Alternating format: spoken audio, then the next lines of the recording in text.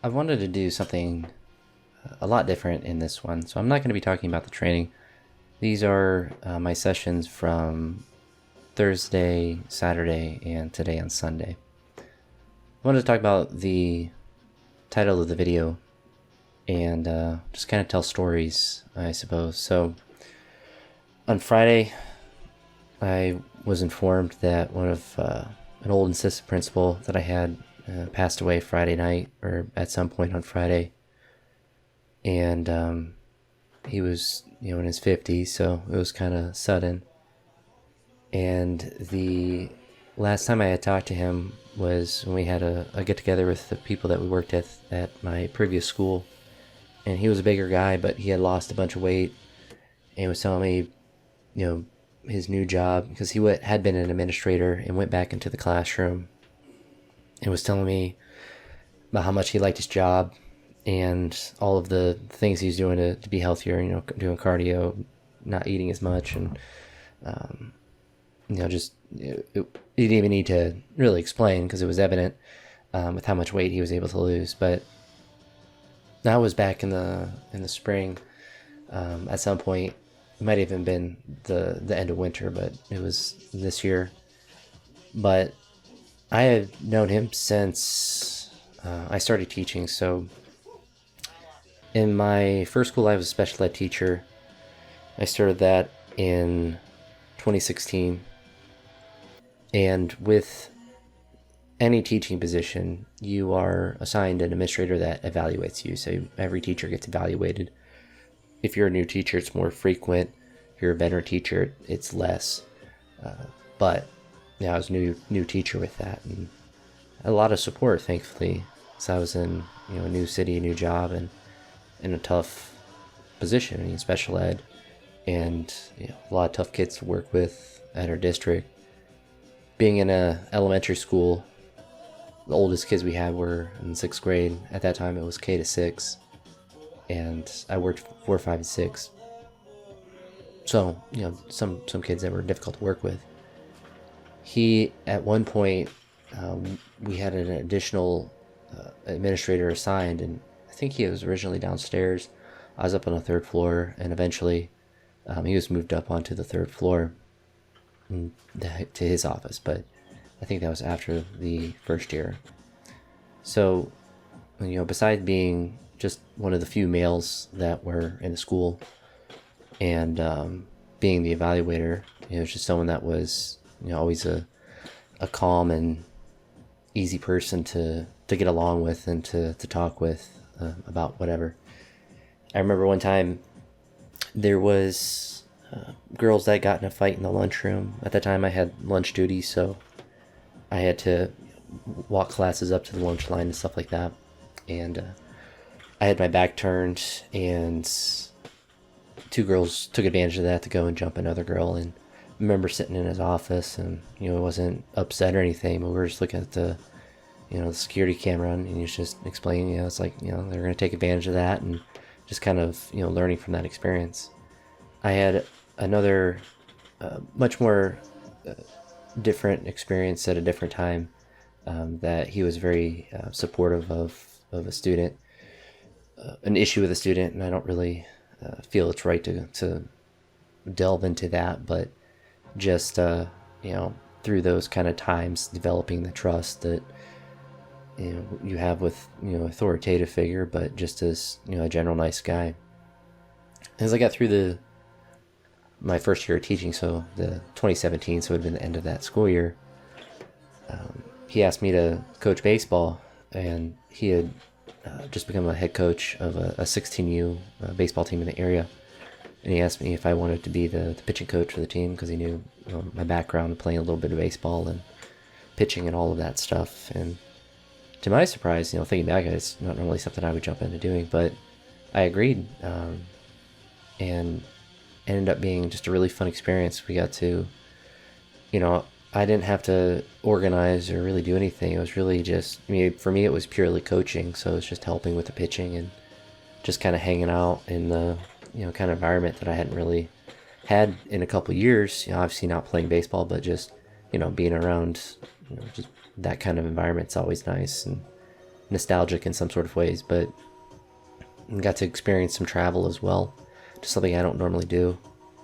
Remember going down to Louisville or Louisville, whatever it's called, and we were at a tournament there, and on one of the nights, the adults, because there was like a downtown little like music thing, because we were like really downtown, and we were all walking around, and someone started to dance or something, and I booked it out of there because I don't dance, and I remember the funny ribbon with that is like turned around and just like boom, you were gone. It was just kind of funny with that, but certainly not my jam. And I just remember kind of thinking that was kind of it was definitely on brand for me, but I just remember that just being kind of a funny experience. But we traveled to Louisville for that tournament, and so that was real fun.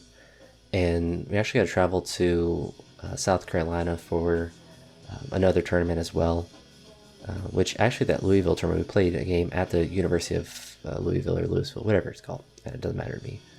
And so that was a really cool experience. I would throw a couple pitches after warming up with the kids, and it was kind of cool being in the bullpen of a Division I field and get to pretend like I was a good pitcher for a little bit. But travel to South Carolina as well, and I didn't have to pay for that stuff, which is obviously would have been expensive to do. But we had a player on our team who so a lot of our players went to private schools that were in our area, and so they were not hyper rich by any stretch of imagination, but kids that were well off and had plenty parents and support and all that stuff.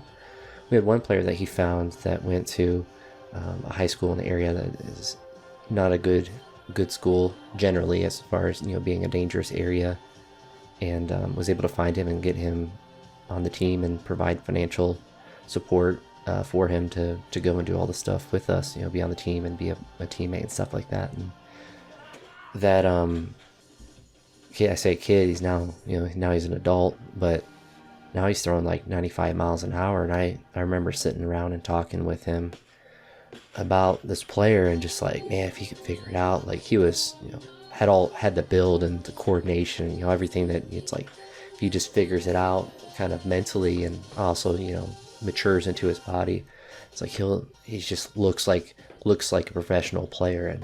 And who knows if that will work out for him or not. But I mean, to get to the point where I think he hit 97 at one point, I mean, to get to where you're in the mid 90s and throwing that is just crazy development. And then he's 16, 17 years old, and obviously physically a lot different than now when he's 23 or something, but or he might even be older, I'm not sure. But just like, that was just the kind of guy he was. Like, he's going to go out of his way to get a guy on a team that didn't have the finances but knew would benefit from it, and helped supported him. And he did the same thing with another kid. So this was kind of a funny story. I think this was the last year I was at my previous school. I think it was 2 years before that, actually. So second to last year. And one thing that happens, so when I work with younger kids and they come back, sometimes I recognize them, but obviously sometimes they're dramatically different. So this kid, I never had him specifically as a student at the first school I was at, a special ed teacher, but I remembered him. And he was typical 5th, 6th grader, normal size, nothing like crazy noteworthy relative to other kids. But when he came back, it's like 6'4", so I mean, I'm 5'11", so I mean, towering over me. And it was just shocking to me, because obviously kids are going to grow, and 5'11" is relatively tall, but there's obviously going to be a lot of people that are taller than that. But he had come back, and I was in lunch duty again those couple years ago, and talking with him and talking about the previous school, but talking also about Mr. Lindsay, and how he was just giving him a place to live, because he's just supporting him, because he was a senior in high school, and helping him be able to support himself. And that's not something you have to do as an administrator, but it's just the kind of person that he was. And to experience someone like that, to see just the sorry to stop for a minute, but just to see like, how good of a person he was, and then to see that he was, I don't want to say finally, doing stuff for himself, but like, getting healthy and stuff, and losing a lot of weight because he was larger and needed to, and just moving in the right direction. And I feel like he probably had less stress. It sounded like his job, he was in like a special ed classroom with like high needs kids, but with his kind of, I would say, like, it's hard to describe his exact personality, but essentially he would never get elevated. So he worked well with a lot of kids because a kid could come in extremely elevated, extremely upset, yelling and screaming, and he was never going to follow them up to that point. I don't know if he actually physically could, or I guess like emotionally could. It was just the kind of disposition that he had. But learning the struggles that he went through growing up, and his upbringing and stuff like that, it became more impressive to see the kind of person that he became.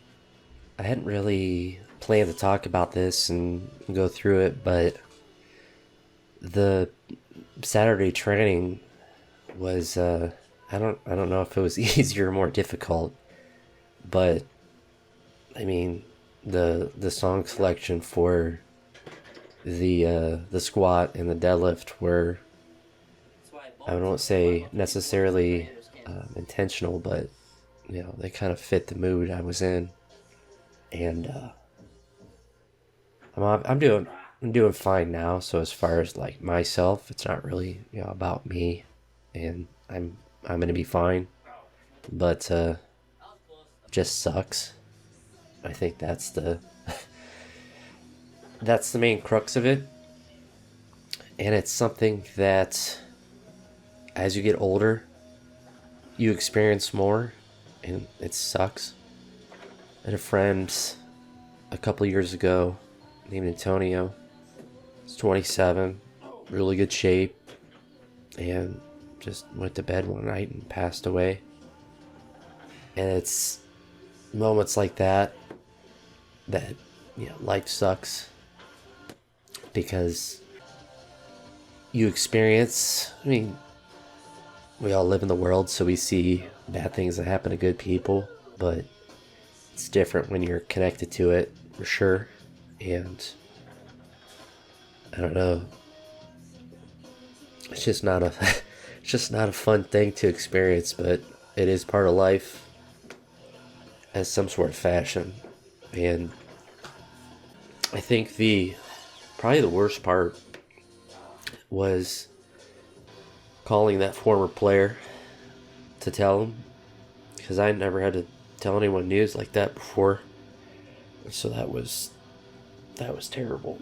But I think it's something that, as I get older, not that you probably ever get used to it, but unfortunately, if I live a long life, you kind of know that other people are not going to live as long as you, or already past that point or whatever. But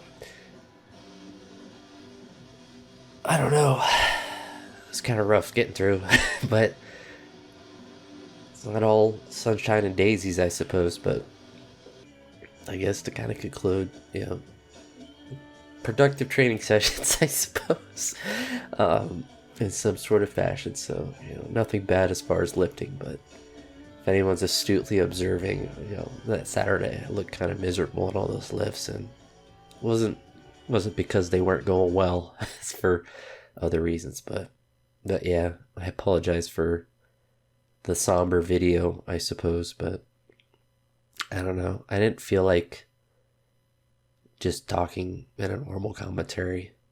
And I'm glad, as you saw, I put a couple of sessions together, so it gave me a little bit more allowance to talk without too much blank space, which somehow I've managed to still talk into the void as well. But